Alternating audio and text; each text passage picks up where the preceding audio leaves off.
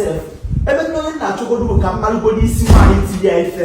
maka na unu emebegoro ụkwụrụkwụ ịghọtago maka minister of women affairs na woman na that woman tiri nwa ife bụ relation chama nnewi commissioner ọ na-akpali m ife onye ka ị na-agwa eyi ndị nwata iche na ngo followers iche na ndị na-efolo mbumugu Igbo ekene m unu Igbo o nwere ozi lutela ya aka n'ụbọchị nke taata anyị sị na ka anyị wetara unu nkịta ọ dị n'ọkụ maka na kemgbe ya bụ okwu dapụta o nwere ndị chinye bụ okwu a na okwu a ji wee kwuta bụrụ okwu bụ ihe damnyalụ nwatakịrị ahụ etiri ihe n'ala Igbo anyị unu mana la Zeus bịa mgbe gara aga bịa sị ke n'ụlọ ọgwụ ndị women ndị bụ ụzọ dute ya bụ nwa dosara ya na ya bụ ihe adịghị ya mma so ebe akwụkwọ ụgwọ dị ụlọ ọgwụ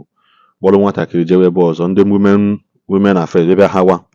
gbawa mgbe according to him na ha kpọchara iyi na fon gwacha ya okwu dị aṅa o wesị na ihe o mere awọkwa na ihe ọjọọ mana ebe unu chọrọ dara aga n'ike adịghị ya na gọọmenti biko nyenụ vidiyo ebe la Zeus kwuru okwu gbatara ihe mee between ha na ndị nwe nwa na anya bụ nwa ka o si wepụta ndị na-etolo onwe ya mana ọ tụbazi anya na ndị ya ebuwu ya elu ya bụkwanụ ndị Igbo na ha bịa mewezi editin ka ọ bụrụ ihe ndị Nnewi ọ na-achọ Nnewi ọnọbụ ozikwa n'Igbo Nnewi ọnọdụ hụ na Anambra steeti biko o nwekwara ihe okwu kwado na video si na nwaanyị ahụ tilidagịrị ihe na Commissioner of Women Affairs n'onwe ka ha si wee mata n'onwe ka ha si wee release so a na-achọ ka anyị si wee mee dị okwu ka ọ pụọ n'aka the public eyes ka ha jọjịa ya ka ọ bụrụ okwu family mana ala ọzọ esi ekwudogo okwu wee na-asị ọ bụkwa na ya bụ ihe ya isi okwu ha bikokwa ha bịa kpọrọ dị nwa ka ọ nọọlụ onwe ya bikokwa nenenụ ihe si nwa ebe n'ọnụ Lord Zeus wee pụta Igbo ekene m Igbo ndị ọma njem ọrụ asị m nke onye chi ya zelo ihe nji mebe this video is that concerning this girl Chidimma maka ụmụ ndị ga-akpọrọ m si nwaanyị ji kpọrọ nwa from hospital without their permission na ọ dịgo under government care nsị fa na m ama akwa iru chukwu na iru mmadụ anọ m n'otu fonu ring ya ọ bụrụ nọmba mma Chidimma mpi ike kọl ọ bụrụ na Chidimma kpọrọ m yesterday sị na hello brother na ọfụ ọzọ m na eye ebe anụnwa isi ahịa eyi nne m na ọkwasị na gọọmenti kpọrọzi unu na mụnwa na-ejegodu steeti ID ka njefu ebe arrest onye na-eti Chidimma ihe so mmafasị m bịa n'ụlọ ọgwụ afọ I went to the hospital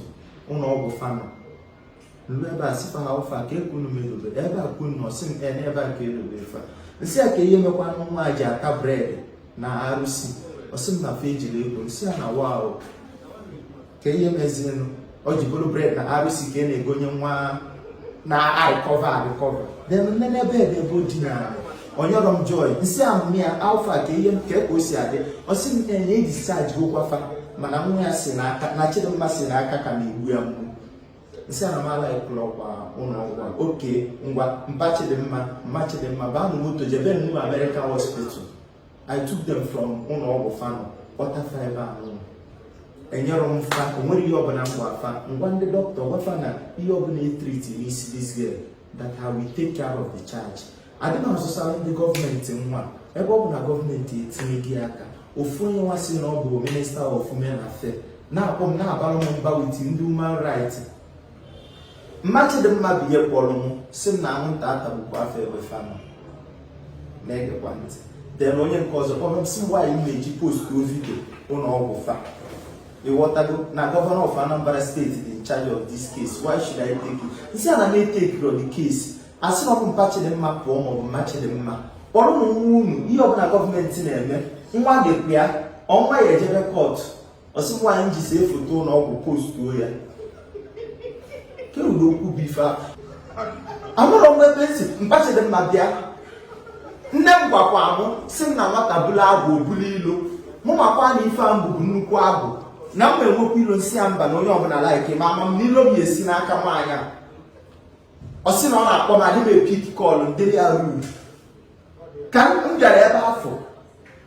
ka m bịara ọrụ n'ụlọ ọgwụ afọ jụọ m nke ekwu nsi nọdị ọkwụnụ bụ ihe kọlụ m net mosquito net ọ dị n'ụlọ ọgwụ a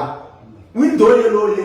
efiche ebe ahụ efiche ka ọ maka na m sere ya foto ka ọ maa mma oge m bịara akpọmafọ ụlọ ọgwụ afọ I didn't mention the place ajọsọ m sị na ụlọ ọgwụ adịrọ mma Many people now come na phone. Same nurse na women affairs the matter. Women affairs the matter ndede. Onwe fe onye unu. Come the also be as if going in charge of this case. I say na maka ngwelo nsi a wete bill nkwo ugwo the bill oro nwa whatever. Tinye location ebe nwa no. Ebe ndi go dey after but kan nwa dey man need to take care of fire nne. Exactly. Then woman na eje godo kan man godo ke esi kwaye godo mu nwa in getili ife na prison. No can go my own pro as in concern in godo. If you go back achogodo me my federal women minister of women affairs in Anambra. Match them ma. Come on. Ne match them ma. Okay, ngwana na aka nwe isi le treat si go na grant go for bell. If o ka aka nwa de ko aka o ka Greek. On aka azalaza. Onye ka grant go bell. Ka mbi o si na aka ka na egbu ambu. Ora paracetamol kunu nyefa. Ko maka na ele ku aka ya libi oguro. Everybody dog dodi kama kana ele ku akọ ya yi acho si na ego ku ke ifedem ofo yin ma de ebe ọ na akọ ihe minister of men affairs no na agwa mbo that is she's from Nnewi. This case is Nnewi people so bros mu onye Igbo ma Igbo ọ bụrụ na ọ na ni ma na so ndị nga na emelu na ife bụ ụmụ mkpọ n'ụmụ ogidi ndị bụ ụmụ arụba ma na ndị ọdịcha ịma ka case onye Igbo ọzọ na mama ntinye ọnụ Neche na-eche ka mmadụ isi na even governor ịchọ na ịlapụta governor of Anambra State so governor of Anambra State anọ ka ọrụ ya oje n'ụlọ ọgwụ afọ ọ ya eme ya ọma mme ọ bụ na nwa ga-eje n'ụlọ ọgwụ afọ ịkọsa nwa ka nwụọ a na-respect kwa mmadụ na nna akpali mmadụ ife me nji mebe dis video anụnwa aka nigo m ịkọwa onwe m ihe mme nji mebe video bụ na ọdịgo attach with government so I respect government ka ọ ya lee ka ị na-eme na Isiagu ada ọlọ gị kpọta nwa gị ebe a onwe oge ebe anyị gakọta nsị gị rituo na moto onwe ego nsi gị nye m onwe onye si ya nye m ego na a na-adị nzọpụta nwa achọrọ m ikwute okwu aka mana a sị na iro dị mma dụrọ mma ịtụ mbọ ọ bụrụ na ụmụ efe m na-eke na-ewe gị iwe gwa m maka na mmakwa n'ilu odi mana atụrụ m anya na ilo ya esi na gọọmenti kwesịrị ịkwado ma akwado gọọmenti kwesịrị ọkpọ Okwuluọra ọkpọ Harrison ọkpọ Matias ọkpọ ọmụ akwụ anyị ụgwọ chim na-ebu ume wee nọdị na ri ọ pọpụla ka ije ọsọ na-eme m achọkwana m okwu adịrọkwa m achọ mmadụ ọ bụ ya ka m si n'ọka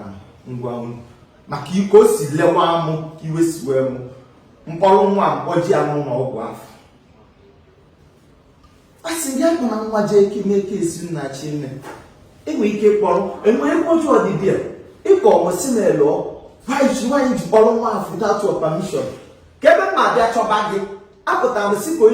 o iji kesi nwa anụnwa nọọsụ amakasị m nọọ ya nsi deli ego na-eweta deli gosi na paid off abịakwuru m maka ya sef ebe ndị onye na-achọgodo ka mmalụgodo isi nwaanyị tinye ya ife maka na unu emebego rụkwụ ịghọtago maka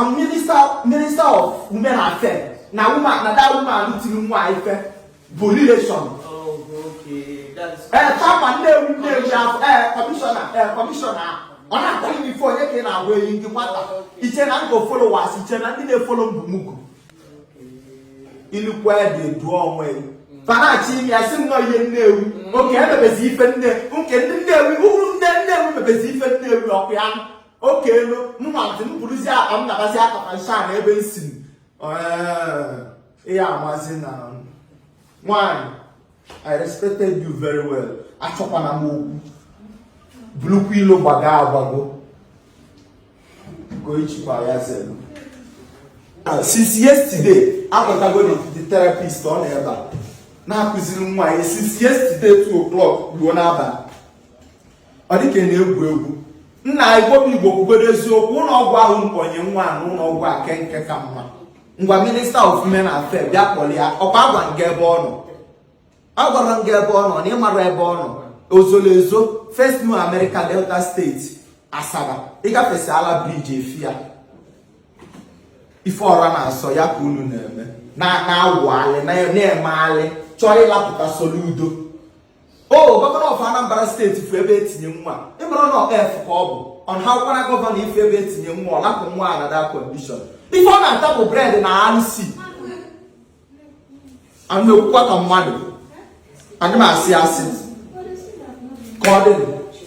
ụmụlụ nze m ọzọ fụka m na-enecha anya vidiyo biko nụ onye ọbụla si na dị biko nye nna ya ka na-agbasa vidiyo onye ọbụla si na udo ya adị n'ala Igbo udo dịrị ya mana ndị ọbụla si ka ha bịa mee ihe nzuzo ka ha wee megide ụmụ Igbo anyị asị m ihe ọjọọ gbuo ha ihu mana onye ọbụla isi anụ ụnụ mbọsị nke tata asị m ihe ọma ya emere gị ndụ azụ ndụ mmiri